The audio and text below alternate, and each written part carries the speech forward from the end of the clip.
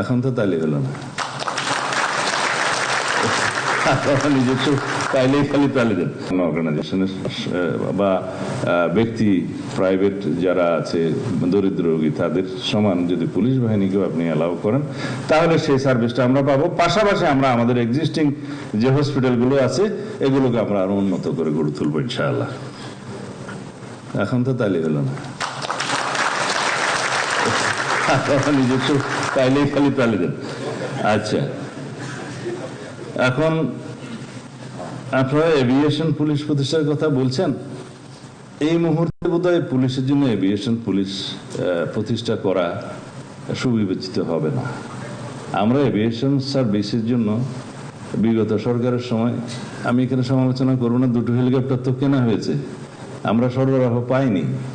কেন পাইনি তাও জানেন, রাশিয়া থেকে কেনা হয়েছে, এটা পরে আরেকটি দেশের এম্বার্গো ছিল, মানি ট্রানজাকশনের অসুবিধা ছিল, সেটা আমরা কোনো রকমের সেই দেশের একটু ক্লিয়ারেন্সটা এখন পেয়েছি, সেটা হয়তো সরবরাহ হবে। এখন তারা আরো বেশি ক্লেম করতেছে মেনটেনেন্স, এটা ওইটা বলে টোলে আমরা এখন এটা পাইনি। এই MI-17 কি পুলিশ এখন মেনটেন করতে পারবে? যেটা মেনটেন করতে পারবে সেরকম অর্গানাইজেশনের জন্য হলে অসুবিধা নেই, কিন্তু আসার পরে এই দুইটা দিয়ে আমরা স্টার্ট করব। মেনটেনেন্সের জন্য বা অন্য কিছুর জন্য আমরা সেনাবাহিনীকে অনুরোধ করব, আমাদের প্রয়োজনীয় যে সাইজের হেলিকপ্টার প্রয়োজন, দরকার হলে সেটা আমরা এক্সচেঞ্জে নিতে পারবো, এবং সেটা আমাদের ডিপার্টমেন্ট হবে, কথা হবে, সবাই তো সরকারি সংস্থা। কিন্তু এভিয়েশন সার্ভিস আলাদা এই মুহূর্তে না করে, র্যাবের একটা হেলিকপ্টার আছে, সেটাও মেনটেন করা হয় না। আমি রাজশাহী যাওয়ার সময় সেই র্যাবের হেলিকপ্টারে ওই সময় উঠতে স্বচ্ছন্দ বোধ করি নাই। বিজিবিতে 2টা হেলিকপ্টার আছে, স্বরাষ্ট্র মন্ত্রণালয় অর্গানাইজেশন, একটা সবসময় মেনটেনেন্সে থাকে আর একটা বসে গেছে। তা আমরা সেগুলো রেজ করতে হবে, বেশি দরকার কার। তো সেই হিসাবে মানে প্রেস্টিজ হিসাবে একটা অর্গানাইজেশনের যদি হেলিকপ্টার চান তো ঠিক আছে, কিন্তু র্যাবের একটা আছে, বিজিবির 2টা আছে, বিজিবির আরো দরকার, আমরা সেগুলো রিপ্লেস করতে পারিনি। এভিয়েশন সার্ভিস ইনশাআল্লাহ কোনো এক সময় গঠিত হবে, যদি আপনারা আপনাদের সেই টেস্টে উত্তীর্ণ হন ইনশাআল্লাহ। আপনারা দূতাবাসে অফিসার নিয়োগের ক্ষেত্রে যে প্রস্তাব দিয়েছিল দেখছি খুব বেশি তালি দিয়েছে, এবং বিদেশে পোস্টিং এর জন্য বিভিন্ন জায়গায় এটা জরুরি আছে, কিন্তু এটার একটা আমাদের সমন্বিত আলোচনার প্রয়োজন আছে বিভিন্ন ডিপার্টমেন্টের সাথে, ফরেন মিনিস্ট্রির সাথে, এস্টাবলিশমেন্ট মিনিস্ট্রির সাথে, দুদকের সাথে, লেবার মিনিস্ট্রির সাথে, আরো অন্যান্য অর্গানাইজেশন আছে, আমি ডিফেন্সের কথা বললাম না। সবাই তো চাইবেন আমাদের প্রয়োজন অনুসারে যদি ডেপুটেশনে সেরকম কোনো কর্মকর্তা কোনো নির্দিষ্ট দেশে পাঠাতে হয়, আমরা পাঠাচ্ছি তো। পাসপোর্টের জন্য আমরা টিম পাঠাচ্ছি না, স্পেনে পাঠাইনি, আমরা হোম মিনিস্ট্রির অধীনে পাঠাইনি, সৌদি আরবে পাঠাইনি, বা দুবাইতেও পাঠাতে হবে বা পাঠাইছি সম্ভবত। অ্যাজ অ্যান্ড হোয়েন নেসেসারি আমরা স্বরাষ্ট্র মন্ত্রণালয়ের অধীনে সেরকম টিম পাঠিয়ে থাকি।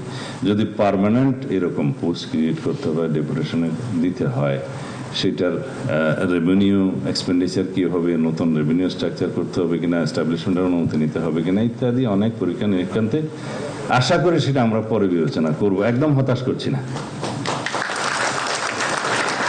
অন্যান্য বিষয়ে বেশি আমি আর সময় নেব না। মাননীয় প্রধানমন্ত্রী, আমাদের প্রধান উদ্দেশ্য যেটা, আপনি ইতিমধ্যে আমাদের উদ্দেশ্যে যে অনুশাসন দিয়েছেন বিভিন্ন সময়, যে মাননীয় প্রধানমন্ত্রী ঘোষিত সেবা বান্ধব ও আধুনিক পুলিশ গঠনের লক্ষ্যে স্বল্প, মধ্য ও দীর্ঘমেয়াদী পরিকল্পনা যেমন জরুরি, তেমনি প্রয়োজন কর্ম পরিকল্পনার বাস্তবায়ন। আমি আশা করি স্বরাষ্ট্র মন্ত্রণালয়, বাংলাদেশ পুলিশ যৌথভাবে সমন্বিত কর্মসূচি গ্রহণের মাধ্যমে মাননীয় প্রধানমন্ত্রীর অভীষ্ট লক্ষ্য অর্জনে মেধা, দক্ষতা ও নিষ্ঠার সাথে দ্রুত কার্যক্রম গ্রহণ করবে। এটাকে আপনারা জেনে বুঝে দিয়েছেন, না হলে আমি যতক্ষণ থাকবো সেটা অ্যাকাউন্টেবিলিটি কিন্তু আপনাদের কাছ থেকে নেব। আমাদের 31 দফা, তার ভিত্তিতে নির্বাচনী ইশতেহার বাস্তবায়নটা আমাদের জন্য চ্যালেঞ্জ। মাননীয় প্রধানমন্ত্রী বিভিন্ন কর্মসূচি হাতে নিয়েছেন, এগুলো সুষ্ঠুভাবে বাস্তবায়নের জন্য প্রথম দরকার হলো দেশের আইন শৃঙ্খলা পরিস্থিতিকে সমুন্নত রাখা।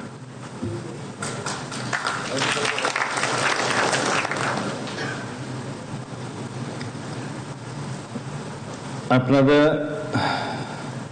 এখানে লিখেছেন রাষ্ট্রের অত্যন্ত গুরুত্বপূর্ণ স্তম্ভ, আপনারা নিজেরাই লিখেছেন। আপনারা স্টেট অর্গানাইজেশন, স্তম্ভ হিসাবে যে কয়েকটি স্তম্ভের উপরে দেশের স্থিতিশীলতাটা বজায় থাকে, রক্ষা হয়, তার মধ্যে প্রধানতম স্তম্ভ হচ্ছে আইন শৃঙ্খলার স্তম্ভটা। সেই গুরু দায়িত্ব আপনাদের। ঘরের মধ্যে 4টা খুঁটি থাকে এবং ইমানের জন্য কয়েকটা খুঁটি থাকে। তার মধ্যে রাষ্ট্রের যে কয়েকটা অর্গানাইজেশন, এক্সিকিউটিভ, জুডিশিয়ারি এবং লেজিসলেচার, এই তিনটাই প্রপারলি ফাংশন করবে যদি আপনাদের স্তম্ভটা, মধ্যম খুঁটিটা ঠিক থাকে। এবং সেই গুরুদায়িত্ব আপনাদের। আশা করি আপনাদের আন্তরিকতা, সততা, দক্ষতা, ন্যায়নিষ্ঠা বজায় রেখে আপনারা সেই রাষ্ট্রীয় খুঁটিটাকে মজবুত রাখবেন। ইনশাআল্লাহ আমরা এই প্রতিশ্রুতি দিতে পারি, এই অর্গানাইজেশনের সকল সদস্য একজন গর্বিত সদস্য হিসেবে নিজেদেরকে পরিচয় দিতে পারবেন, সাবজেক্ট টু দিস কন্ডিশনস যেগুলো আগে বলেছি। আপনাদের সকলকে ধন্যবাদ। প্রধানমন্ত্রী, আপনি যথেষ্ট সময় দিয়েছেন আমাদের জন্য, সেজন্য কৃতজ্ঞতা জানাচ্ছি। খোদা হাফেজ।